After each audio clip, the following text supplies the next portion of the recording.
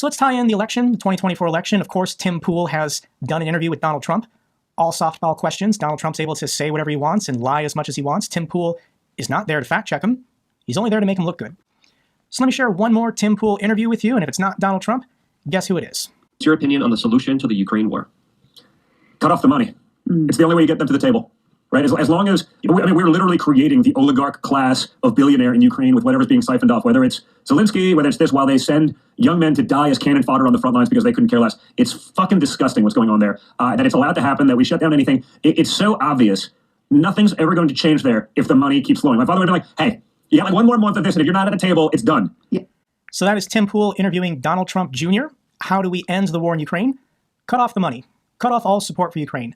Allow the Russians just to win. Allow the Russians to take everything they want to take. This is the narrative from Kremlin-paid influencers like Tim Pool and Donald Trump Jr., whose father is running for president this November, if you didn't notice. So what's Tim Pool saying today? Upon reflection, I now understand that Ukraine is our greatest ally. As the breadbasket of Europe and a peace-loving people, we cannot allow the fascist Russians to continue their crimes against humanity. And he added a Ukraine flag to his name. This is a guy who wants to keep the $5 million the Russians have given him, and he doesn't want to go to jail. This man stands for absolutely nothing, aside from just who is willing to give him cash. These are the people who represent Russia. These are the people who fight for Russia.